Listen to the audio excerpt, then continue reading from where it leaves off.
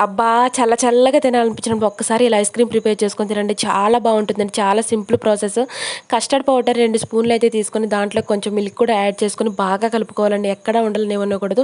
ఆ తర్వాత దీన్నైతే పక్కనైతే పెట్టేసుకొని స్టవ్ ఆన్ చేసుకొని కడాయి పెట్టుకొని దాంట్లోకి హాఫ్ లీటర్ మిల్క్ కూడా యాడ్ చేసుకొని బాగా బాయిల్ అవ్వనివ్వాలండి. ఆ తర్వాత మనం టేస్ట్‌కి సరిపడా షుగర్‌ని కూడా యాడ్ చేసుకొని బాగా కలుపుతూ ఉండాలి.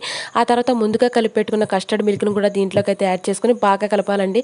ఆ తర్వాత బాగా థిక్‌నెస్ అనేది వస్తుంది మనకు. ఇదిగోండి ఈ టైప్‌లో రావాలండి. ఆ తర్వాత స్టవ్ ఆఫ్ చేసేసుకొని చిన్న గ్లాసెస్‌లోకి అయితే ట్రాన్స్‌ఫర్ చేసుకుంటున్నానండి నేనైతే.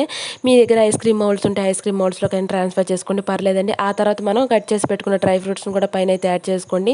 నా దగ్గర స్టిక్స్ అయితే లేవండి. నేనైతే ప్లాస్టిక్ స్పూన్స్ అయితే యూజ్ చేస్తున్నానండి. బావుంటుంది ఏదైనా సరే.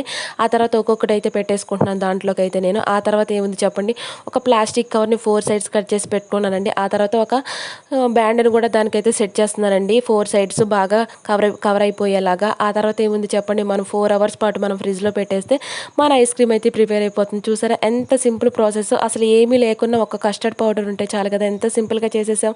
నిజం చెప్పండి, ఈ వీడియో మీకు నచ్చితే డెఫినెట్‌గా లైక్ కొట్టండి. సబ్స్క్రైబ్ చేసుకోవడం అస్సలు మర్చిపోకండి. ఇలాంటి సింపుల్ రెసిపీస్ కోసం మన ఛానల్‌ని డైలీ ఫాలో అవ్వండి. లైక్ కొట్టండి మీరు.